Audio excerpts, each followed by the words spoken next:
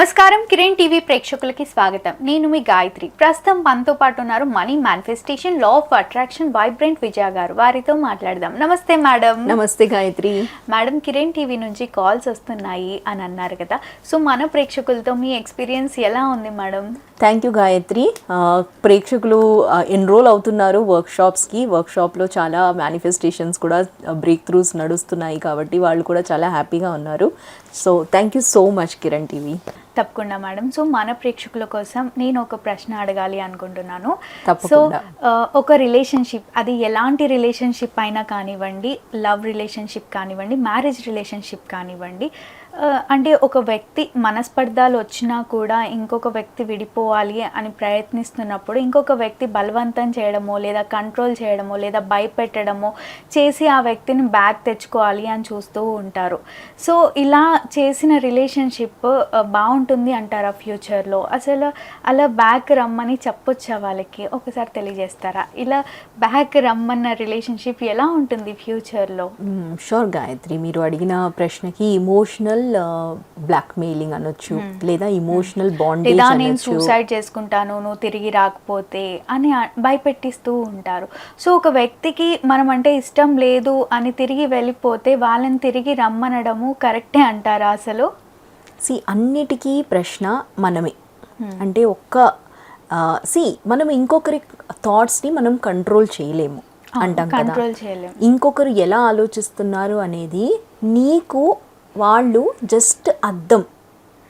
అంటే నీలో అలాంటి ఇమోషన్స్ ఉంటాయి కాబట్టి నువ్వు అలాంటి మనిషిని మళ్ళీ మళ్ళీ కలుస్తావు.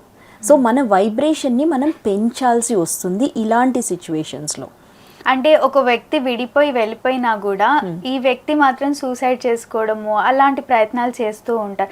ఆ సిచ్యువేషన్లో వీళ్ళు ఆ సిచ్యువేషన్ ఎలా డీల్ చేయాలి ఒక్కసారి తెలియజేస్తారా? So it's all about fear కదా గాయత్రి.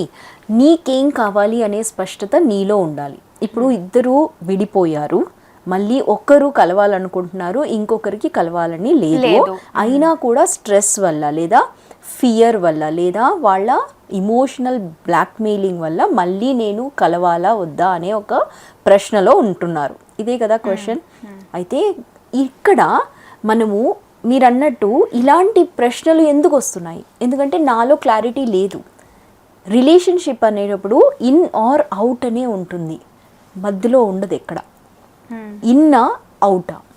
అయితే ఇన్లో ఉన్నప్పుడు అడ్వాంటేజెస్ ఏంటి, ఒక రిలేషన్షిప్లో నువ్వు ఏం కోరుకుంటున్నావు అనే దాని మీద నీకు ఒక స్పష్టత అనేది ఉండాలి. ఇలాంటి బతకాలి అనుకుంటున్నావా? సో గాయత్రి, ఇక్కడ ఇద్దరు వ్యక్తితో కూడుకున్న విషయం కదా. ఎప్పుడైనా వైబ్రేషనల్ మ్యాచ్ అనేది చాలా ఇంపార్టెంట్ అంటాను. వైబ్రేషనల్ మ్యాచ్ అనగానే ఒక రిలేషన్షిప్లో మన వైబ్రేషన్ని కరెక్ట్గా అందించుకోగలిగే ఒక వ్యక్తితో మనకు సంబంధం అనేది ఉండాలి. అంటే నీ డిజైర్స్ని ఫుల్ఫిల్ చేస్తూనే తన డిజైర్స్ని కూడా తను ఫుల్ఫిల్ చేసే అలాంటి వ్యక్తితో మనం ఉండాలి. ఇప్పుడు ఇక్కడ బ్లాక్మెయిలింగ్, ఫియర్, స్ట్రెస్ ఇవన్నీ లో వైబ్రేషన్స్. ఇలాంటి లో వైబ్రేషన్స్లో ఒక వ్యక్తిని మనం కలిసినప్పుడు మన ఇన్నర్ బీయింగ్ లేదా మన సోల్ మనకు తోడ్పడదు. ఎందుకంటే నీ డిజైర్స్ కోసం నువ్వు వచ్చావు, తన డిజైర్స్ కోసం తను వచ్చారు. ఇక్కడ ఈ ఈక్వేషన్ అనేది కలవదు. సపోర్ట్ లేదు, ఇంకొక వ్యక్తితో నా సపోర్ట్ అవ్వటం లేదు అంటేనే ఇది కరెక్ట్ కాదు అనే ఒక ఇంట్యూషన్కి రావాలి. ఆ డెసిషన్ని నువ్వు తీసుకొని రావాల్సిందే. ఫస్ట్ డెసిషన్ మీదే నీ లైఫ్ డిపెండ్ అయి ఉంటుంది. సో ఇలాంటి టార్చరస్ పర్సన్ ఆర్ ఇలాంటి బ్లాక్మెయిలింగ్ పర్సన్తో నువ్వు జీవించాలి అనుకుంటున్నావా లేదా అనే డెసిషన్కి ఫస్ట్ రావాల్సింది నువ్వే. ఇంకొకరితో సంబంధం లేదు. వాళ్ళు ఎలా ఆలోచిస్తున్నారు, వాళ్ళు సూసైడ్ చేస్తున్నారా లేదా వాళ్ళు కోపంగా ఉన్నారా అనే దాని మీద నీకు సంబంధమే లేదు. ఇక్కడ అంతా జరిగేది నీలోనే. First you have to get to that answer. నాకేం కావాలి, ఈ రిలేషన్షిప్లో నాకేం కావాలి అనే ఒక స్పష్టత అనేది తీసుకురావాలి. ఆ స్పష్టత తెచ్చినప్పుడు, నీకు స్పష్టత ఉన్నప్పుడు నీ సబ్కాన్షియస్ మైండ్ దాన్ని కరెక్ట్ చేసేసుకుంటుంది. ఈ ప్రోగ్రామింగ్ అనేది స్టార్ట్ అయిపోతుంది. ఇలాంటి ప్రోగ్రామింగ్ స్టార్ట్ అయినప్పుడు ఆ వైబ్రేషన్ అనేది మారిపోతుంది కదా. ఆటోమేటిక్గా ఇలాంటి టార్చరస్ పర్సన్ ఆర్ బిహేవియర్ల పర్సన్ వాళ్ళు మన దగ్గరికి వచ్చే అవకాశమే ఉండదు. ఓకే. ఎందుకంటే ఇట్స్ ఆల్ ఫ్రీక్వెన్సీ కదా, ఇక్కడ జరిగేదంతే frequency game, it's all about vibrational game. So ఇక్కడ నువ్వు చేయాల్సిన పని ఏమీ లేదు. యూ నీడ్ నాట్ ఎక్స్ప్లెయిన్, అంటే ఎవరికి ఎక్స్ప్లెయిన్ చేయక్కర్లేదు, అయ్యో నువ్వు ఇలా ఉన్నావు కాబట్టి నేను రావట్లేదు, అలాంటివి ఏమీ అవసరం లేదు. Just do inner work. నాకు ఎలాంటి మనిషి కావాలి అనుకుంటున్నాను అనే ఒక ప్రశ్న అడుగు, రాసేసుకోండి. ఒక 50 రాయండి పాయింట్స్, అట్లీస్ట్ ఒక 50 లేదా 100 పాయింట్స్ రాయండి. నాకు ఎలాంటి రిలేషన్షిప్లో ఉండాలి అనుకుంటున్నాను అనే స్పష్టతని నేను తెచ్చుకున్నప్పుడు ఈ వైబ్రేషన్ నేను మార్చుకున్నాను, డెసిషన్ తీసుకున్నాను, గట్టిగా ఉన్నాను. So universe will take the decision now.